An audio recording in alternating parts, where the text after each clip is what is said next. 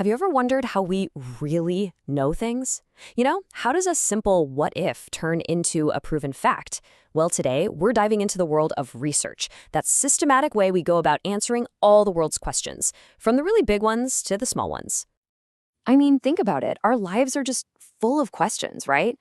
From something simple like, what's the fastest way to get to work, to something huge like, what actually makes a team successful? We're all just constantly trying to figure out the world around us. And that's the real kicker, isn't it?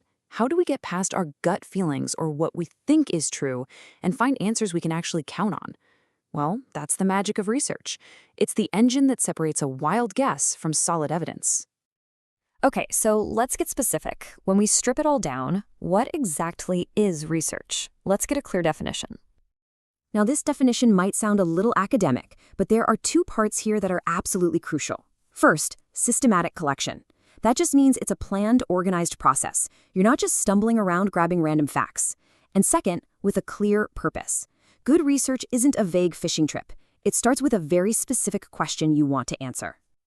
So we know what it is, but now for the big one, why? Why even bother with this whole systematic process?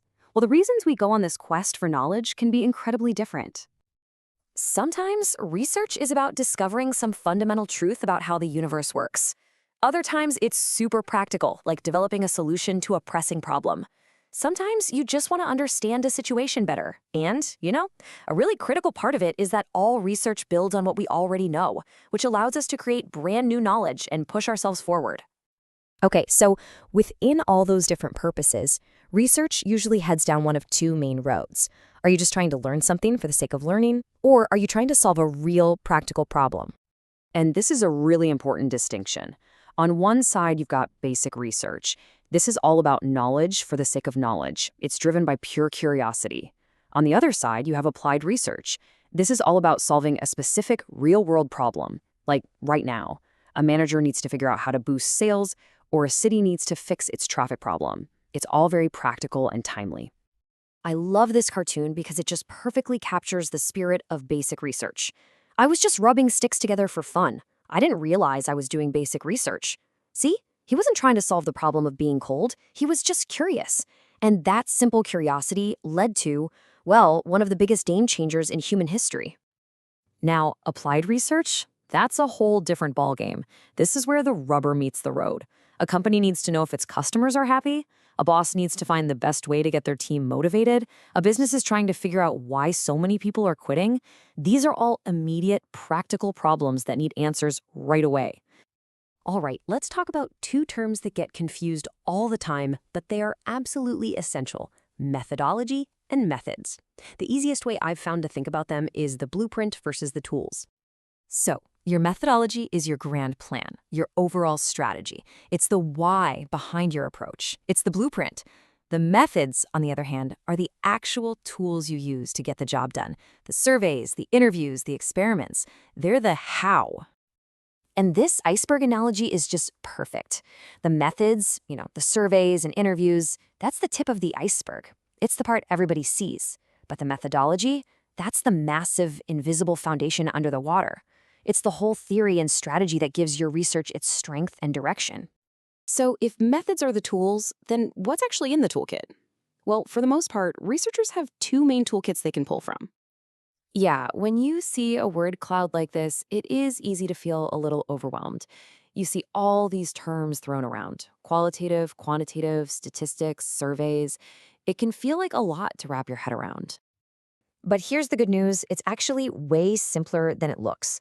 When you get right down to it, pretty much all of these different methods fall into one of two major categories. And here they are: quantitative and qualitative. Think of it this way.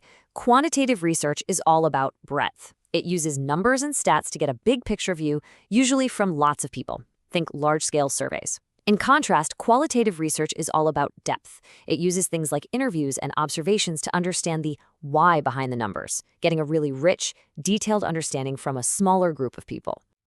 Okay, we've covered a lot of theory, so let's put it all together and see how these ideas actually work out in the real world with a practical example.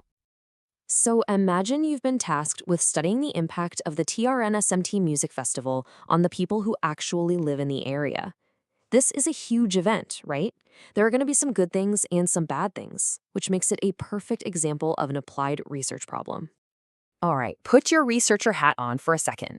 Before you even start thinking about what tools to use, what kind of information would you even need to figure out the festival's real impact? A bunch of questions probably pop into your head, right? You'd want to know how it's affecting local shops. Is traffic a nightmare? Is public transport completely overloaded? And maybe most importantly, how do the local people actually feel about all the noise and the crowds? You'd also probably want to look into how the event is managed. Okay, so that's the what you need to know. Now for the fun part, the how. How would you actually go about gathering all that information? Which tools are you going to pull out of your toolkit? And this is where our two toolkits team up for a really powerful result. First, you'd want to get that breadth with some quantitative methods. You could send out a survey to hundreds of local businesses to measure the economic impact in cold, hard numbers. But that doesn't tell you the whole story, does it? So next, you'd get the depth with qualitative methods. You could do in-depth interviews or run focus groups with residents to really understand their personal experiences, their frustrations, their joys, everything. That gives you the why behind the numbers. So there you have it. That's a basic framework for understanding the world in a more systematic way. From just being curious to solving really practical problems, research gives us the tools to go beyond just guessing. And the cool thing is, this isn't just for academics in a lab. It's a powerful way of thinking for all of us. So I'll just leave you with this thought.